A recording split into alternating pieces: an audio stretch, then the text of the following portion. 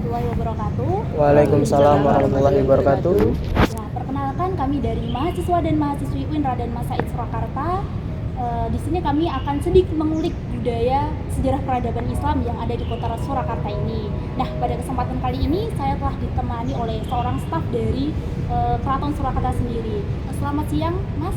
Ya. Boleh memperkenalkan diri? Ya, nama saya Rawang Gumilar, biasa dipanggil Mas Rawang. Saya masternya di Alun-Alun Utara dan mengelola bagian Sitinggil dan Pagelaran. Bagian pinggir Sitinggil dan Pagelaran. Nah, di sini Mas, kami kan dari mahasiswi kampus Raden Mas Said Surakarta. Ini ingin menanyakan awal mulanya atau sejarah berdirinya Keraton Surakarta ini. Oh ya, jadi begini, Keraton Surakarta Hadiningrat itu berdiri setelah runtuhnya Keraton Kartosuro. Nah, pada saat itu sekitar tahun 1742 sampai 43, Keraton Kartosuro digempur habis-habisan oleh orang Cina, Tionghoa yang bekerja sama dengan VOC. Nah, setelah itu kan Keraton Kartosuro sudah habis. Pada saat itu masa Pakubuwono II. Nah, setelah keraton digempur habis, Sinuwun Pakubuwono II itu mengungsi dahulu ke Ponorogo. Setelah di Ponorogo beberapa saat, beliau juga sempat nyantri dengan salah satu kiai di sana di Ponorogo, yaitu Kiai Kasan Besari. Jadi untuk menimba ilmu agama Islam di sana. Setelah matang, beliau kemudian kembali ke sini. Terus beliau ibaratnya namanya berpapa meditasi, meminta petunjuk kepada Allah supaya diberikan petunjuk untuk mencari tempat keraton yang baru. Jadi kan sudah dulu rata, sudah tidak berbekas. Nah kan keyakinan orang Jawa itu kalau sudah terjadi seperti itu sebaiknya kita pindah. Karena apa? Ya kalau di tempat itu lagi, kalau dibangun lagi itu tidak baik, angsare ora apik gitu. Terus beliau mendapatkan petunjuk untuk membangun keraton di daerah desa Solo. Nah kemudian beliau mencari informasi tentang desa Solo dan bertemu dengan Ki Gede Solo yang memiliki tanah Solo ini. Kemudian sama Sinuwun ada negosiasi dan tanah itu dibeli untuk dijadikan keraton baru. Nah setelah itu dibangunlah Keraton Surakarta Hadiningrat. Nah terus untuk menandai bahwa yang miwiti bangun itu adalah Sinuwun Pakubuwono II, di dalam ageng itu kan kalau keraton ini ada bangunan-bangunan atau di dalam itu lah, yang salah satunya dalam ageng itu rumah utama. Jadi bangunan utama di situ ada juga kamar-kamar dan gedung pusaka di situ, itu dinamai Dalem Praga Suyoso karena nama lain dari yang Pakubuwono II itu adalah Praga Suyoso untuk mengenang beliau yang membangun itu. Terus lagi berarti yang membangun di Keraton Surakarta ini Hamengkubuwono Pakubuwono kedua. Ya, Pakubuwono II. Ya. Terus untuk sejarah agama Islamnya penyebarannya dulu gimana? Jadi, atau memang dari awal agama Islam? Ya, semenjak zaman yang Sultan Agung Hanyokrokusumo itu Islam sudah masuk. Jadi eranya Mataram Islam.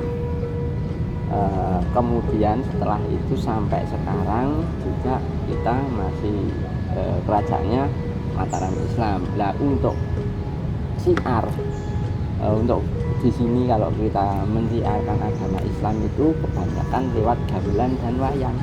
Oh, lewat budaya. Ya, lewat kebudayaan untuk pendekatan kepada masyarakat. Dan sebelum kan mereka dikumpulkan dahulu sebelum kita Masukin unsur-unsur Islam itu. Nah, itulah.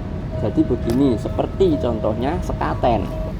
Sekaten itu adalah tradisi memukul gamelan, menabuh gamelan di depan Masjid Agung. Itu pada saat peringatan Maulid Nabi.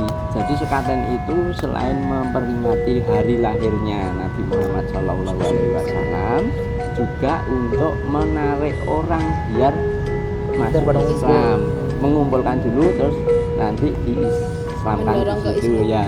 Jadi modelnya begini, gamelan ditabuh, orang berkumpul, kemudian di situ diberikan apa ya, Jangan atau siraman rohani lah. Nah terus nanti kan mesti ada yang Tertarik, ya, terus disahadatkan di situ, dituntun membaca syahadat. Nah jadi namanya gamelan sekaten. Nah sekaten itu dari kata, berasal dari kata syahadatain. Oh, Nah, sekatain, gitu. sekatain. Nah terus selain itu juga menggunakan wayang kulit sebagai media dakwah. Itu kan juga dikembangkan oleh Kanjeng Sunan Kalijaga dulunya. Jadi di wayang pun itu banyak sebetulnya unsur-unsur pendidikan Islam yang berbasis Islam. Jadi kalau di bahasa Jawa ini dioncei, dikupas filosofinya itu sebetulnya banyak. Jadi seperti Pendawa Lima itu melambangkan rukun Islam kelima, Iya, tadi. syahadat, sholat, dan lain-lain. Lah syahadat itu dilambangkan tokohnya Puntadewa, karena Puntadewa itu memegang pusaka Jamus Kalimasada. Kalimasada itu berasal dari kalimat syahadat. Nah itu. Terus yang kedua syahadat, sholat. Nah adiknya Puntadewa Raden Werkudara. Werkudara itu mempunyai kuku Panca Naka. Panca itu 5. Nah yang menjadi kekuatannya. Nah karena apa? Melambangkan sholat 5 waktu. Gitu loh. Nah terus syahadat, sholat, puasa gitu. Puasa itu disimbolkan dengan wayang Arjuna. Arjuna itu tokoh salah satu tokoh Pendawa yang suka prihatin, suka kalau bahasa Jawa ini tirakat, puasa dan nyepi. Ya itu tadi prihatin, itu melambangkan puasa. Terus syahadat, sholat, puasa, zakat. Nah zakat itu dilambangkan oleh Nakula. Nah Nakula itu kan tokohnya suka berbagi. Maksudnya dulu itu kalau di cerita wayang ya, Nakula itu seorang yang kaya raya. Tapi dia itu biasanya kalau keluar itu naiknya kereta kencana dan ada hiasan dari emas, dan itu konon emas itu disebarkan untuk sedekah itu untuk masyarakatnya. Terus yang terakhir haji itu dilambangkan oleh Sadewa. Nah Sadewa itu dulunya itu kan juga pernah pergi ke suatu tempat, dan di suatu tempat itu Sadewa tadi mendapatkan kesempurnaan itu. Jadi ada sudah disimbolkan dalam bentuk wayang. Berarti di wayang itu emang filosofinya banyak Islam ya? Banyak. Jadi kalau yang mengatakan wayang itu dulu salah. Jadi Dia nggak tahu sejarah ya? Nggak tahu sejarah. Iya. Jadi sebetulnya wayang itu sudah dikemas sedemikian rupa. Lah kalau dulu di India, versi India itu kan nggak ada Punakawan, nggak ada Semar Gareng Petruk Bagong.